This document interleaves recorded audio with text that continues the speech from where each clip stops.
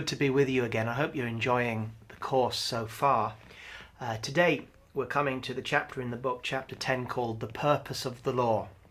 And really, I suppose, the question that we're coming to now in Galatians 3 verse 19 to 25 is, well, why do we need the law?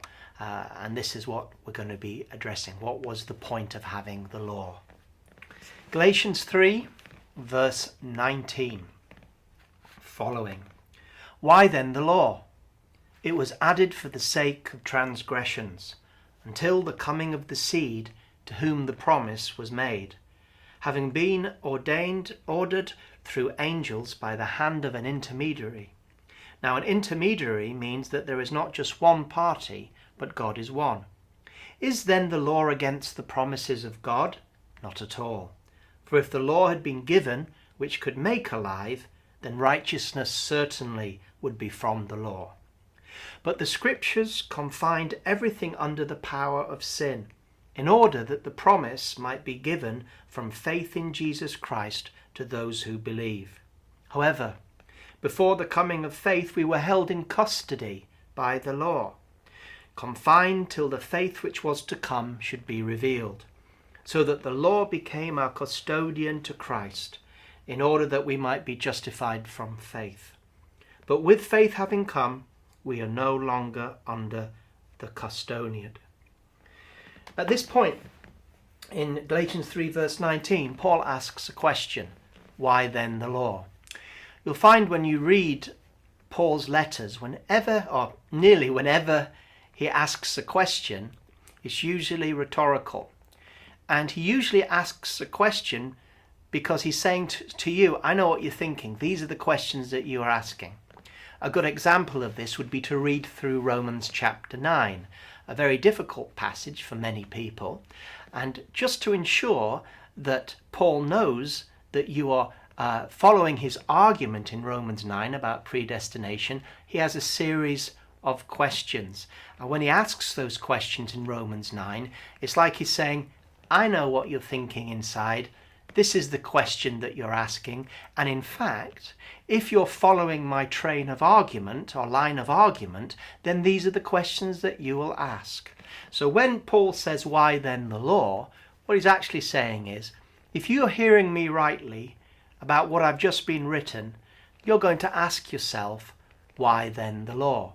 And of course, that is the question to be asked, because Paul has just been speaking about the fact that faith came to Abraham without the law, and that God made a covenant with Abraham before the law came with Moses, 430 years before, and that when the law came, it didn't change God's covenant with Abraham that came by faith, and that people are still justified by faith in the same way that Abraham was. Well, if Abraham didn't need the law, if Isaac didn't need the law, if Jacob didn't need the law, if the 12 sons of Israel didn't need the law, if Joseph didn't need the law, if for all that time, that 430 years, nobody needed the law, well then why did we have the law in the first place? And if the law doesn't replace faith in God, then why did it come? What was its purpose? The question of the purpose of the law of Moses is a very, very important question indeed.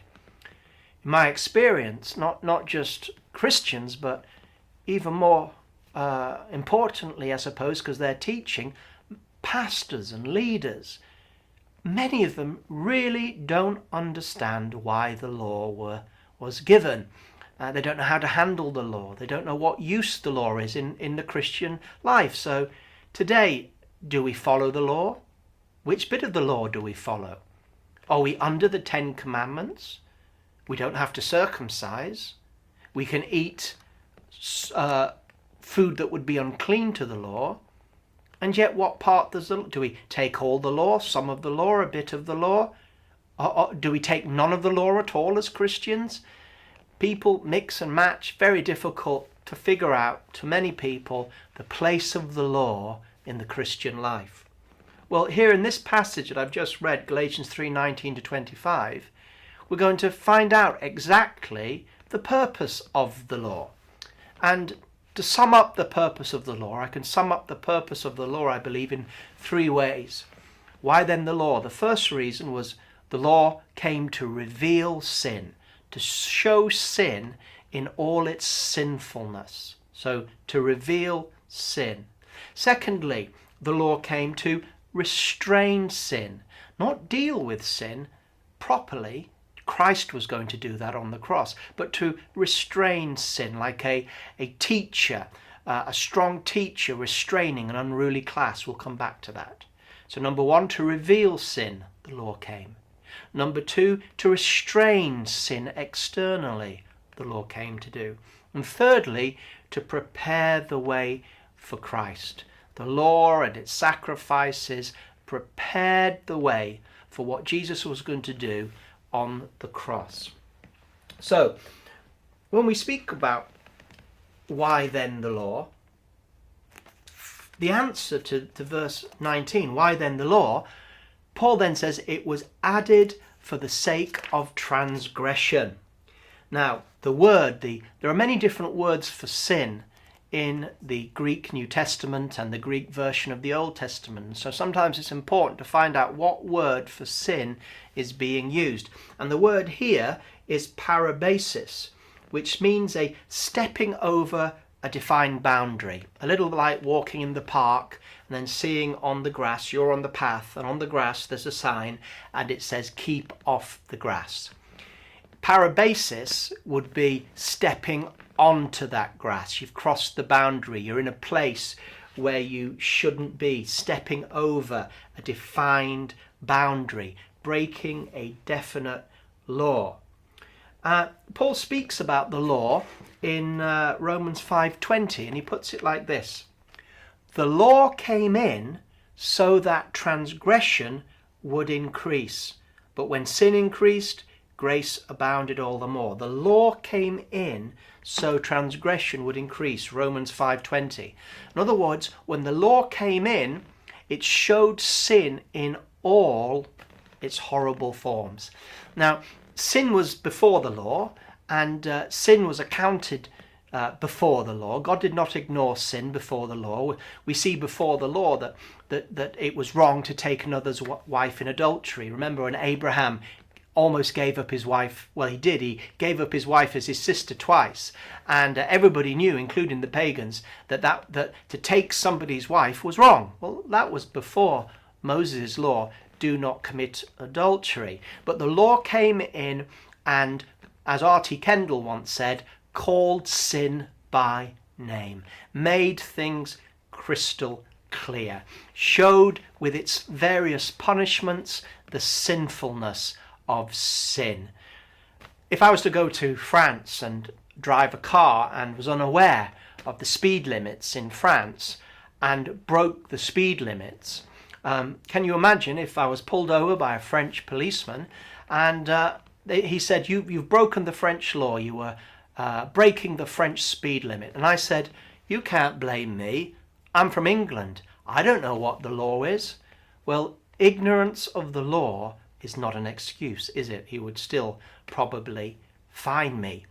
And so the law brought things to light, made sin crystal clear. Now, when Romans 5:20 says the law came in, the phrase came in literally translates as coming in through a side road.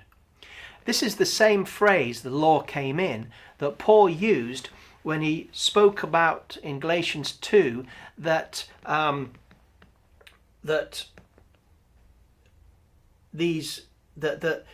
false brethren in Galatians 2:4 came sneaking in to spy out their liberty, sneaking in, coming through a side door. So what I'm saying here is that the law was not God's main highway and plan for his people. The law is not his highway. The law is more like a detour. You know, you're going down or up the M1 and all of a sudden the M1's closed. That's a terrible thing when that happens. And it says there's a detour. And so you have to come off the main M1 and you go through some villages for a few miles and then you come back on the main highway. The law is not the main highway. Faith, the covenant with Abraham, the gospel, that is the main highway of God's direction and plan for humanity. The law was a temporary diversion off the main highway, and then when Christ came, brought things back on the highway. So the law came in as a temporary digression. It was not the full force of God's plans. You know, it's amazing to think that for 430 years, the descendants of Abraham lived by faith without the law. 430 years is a long time. 430 years ago, Queen Elizabeth I was on the throne. That's a long time ago, and a lot of things have happened since then. Can you imagine that Abraham and the people of God lived without the Mosaic law for 430 years, the length it would take us to go back in history and time to Elizabeth I? How did they live with God? How did they operate without a Mosaic law? Well, they operated, or if that's the phrase, or they related to God through faith in his promises. They lived by the promise of God. Every one of them had a promise of God. Abraham was given a promise. He believed God, and it was reckoned to him as righteousness. The promise of going to Canaan. The promise of having a child, a miracle child, Isaac, by Sarah. These promises, these were the promises that sanctified him. When he believed the promises, he began to mature. When he doubted the promises, he was immature, gave his wife up twice as his sister. Why? He didn't believe God's promise. He was frightened. Had his Ishmael. Why? He didn't believe God's promise for his life.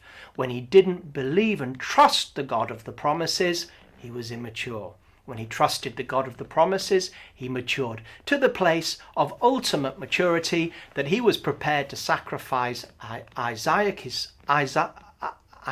son, because he said to himself that if you slay him, you'll just have to raise him from the dead again, because you said in Isaac was my seed. Fullness of trusting in the promises. Trusting God's promises, that's what matures us. And so everybody had a promise. Isaac had not only the promises of Abraham, but he too was giving personal promises for his life. So was Jacob, so was Joseph through his dreams. Right through that period, people lived in relationship to the promises of God. They were holy and mature when they trusted the God of the promises, and they were immature when they doubted the promises of God. And they didn't need any laws. So the law came in. Why did the law come in? Why? Was it needed? It wasn't needed for 430 years. Why was it needed during the time of Moses? Well, remember when God started off with the children of Israel, he started off not with the law, but a promise. Not just a series of promises, but a whole land called the Promised Land. They were meant to live by the Promised Land. If they had trusted God from the beginning, then they would have grown and matured as his people on the journey to the Promised Land. As they would take the Promised Land and believing God that he'd given them the Promised Land, they would have matured in their relationship with them. But of course that's not what happened. In fact, the Moses generation were notorious for their unbelieving ways and their lack of trust in God and faith in his promises. And this is why the law came in. Historically, the law came in to deal with the great wickedness of the children of Israel during the Exodus. Psalm 106 verse 24 tells us, they despised the pleasant land. They did not believe the promises. They grumbled in their tents, and they did not obey the Lord.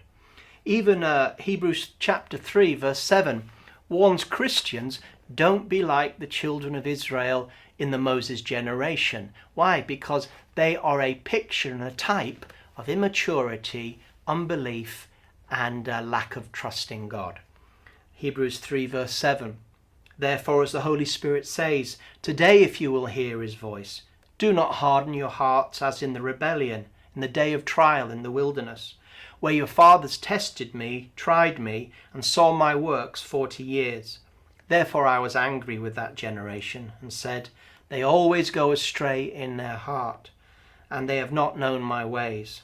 So I swore in my wrath, they shall not enter my rest. Beware, brethren, lest there be in any of you an evil heart of unbelief in departing from the living God. In Galatians 3:19, Paul says that the law was given, the law came in response to the transgressions, the parabasis of the children of Israel. It was like God was saying, well, you won't trust me, you won't believe my promises.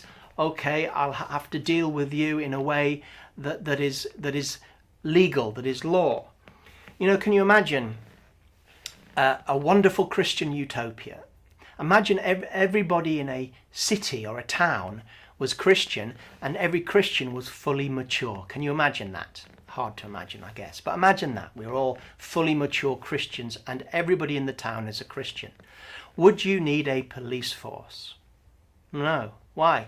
Because by our maturity, we'd love one another, we wouldn't steal from one another, we wouldn't murder, we wouldn't fight, because we were mature in our Christian faith.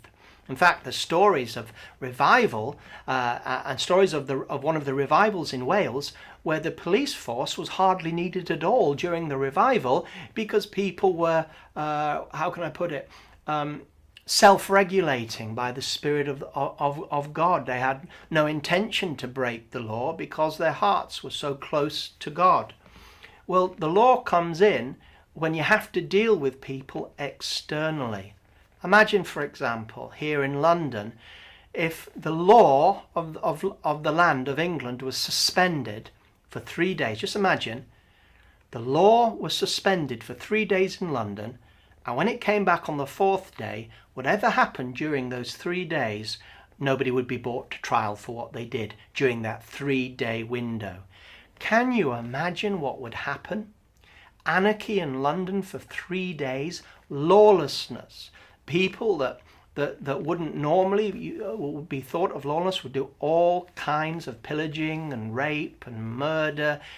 You know, the law controls people externally with the fear of getting caught, of being punished. Remember the riots in London a few years ago?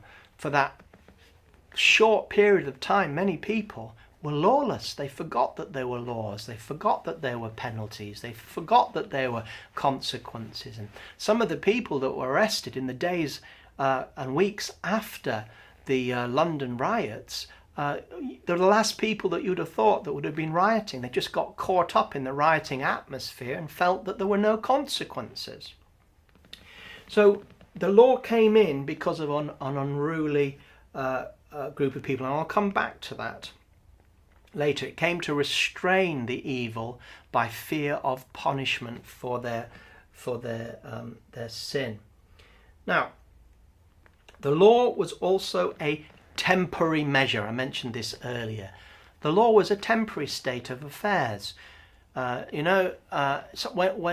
when a country or a city is in grave danger, they will bring in emergency laws, maybe curfews or things that you're not, and there'll be emergency powers for the police that they wouldn't normally have. Emergency measures and laws for an emergency time.